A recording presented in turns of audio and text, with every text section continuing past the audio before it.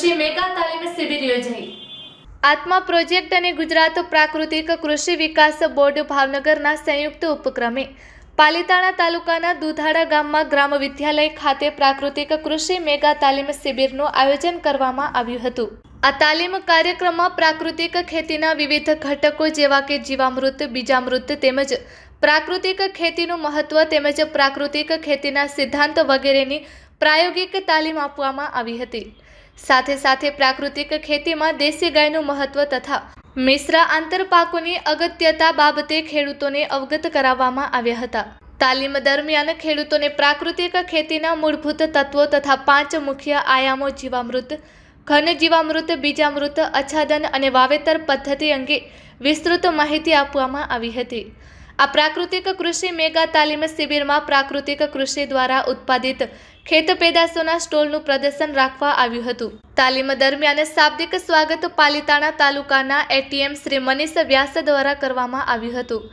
ત્યારબાદ પ્રાકૃતિક કૃષિની જરૂરિયાત, તેનું મહત્વ અને ફાયદાઓની વિસ્તૃત જાણકારી પ્રોજેક્ટ ડાયરેક્ટર ભાવનગર શ્રી જે.એન. પરમાર દ્વારા આપવામાં આવી હતી। પ્રાકૃતિક ખેતી કરતા ખેડૂત શ્રી વિનુભાઈ ભગવાનભાઈ સોલંકી દ્વારા પ્રાકૃતિક ખેતીમાં પોતાના અનુભવો વર્ણવ્યા હતા। Deputy project director Bhavnagar Shri J D. Chavda દ્વારા પ્રાકૃતિક કૃષિના 5 આયામો અને બીજામૃત, જીવામૃત, ઘન જીવામૃતની માહિતી આપી હતી। પ્રગતિશીલ ખેડૂત શ્રી મનસુખભાઈ ગુજરાતી દ્વારા પ્રાકૃતિક કૃષિના પાયાના સિદ્ધાંતો જેમ કે આચ્છાદન, વાપસા અને મિશ્ર પાક પદ્ધતિ અંગેની માહિતી આપવામાં આવી હતી।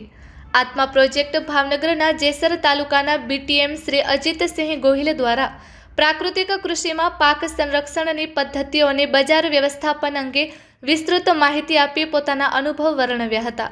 નાયબ બાગાયત નિયામક શ્રી એમ.બી. વાઘમસિંહ દ્વારા પ્રાકૃતિક ખેતી અંગે બાગાયતની વિવિધ યોજનાઓની માહિતી આપવામાં આવી હતી। તાલીમના અંતમાં ભાવનગર જિલ્લાના બેસ્ટ આત્મા ફાર્મર એવોર્ડ વિજેતા ખેડૂતોની સન્માન કરવામાં આવ્યું હતું।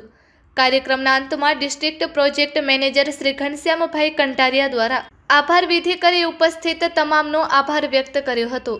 તાલીમમાં અંદાજિત 547 ખેડૂતોએ ભાગ લીધો હતો। Report by Ejaz Shaikh, Bhavnagar.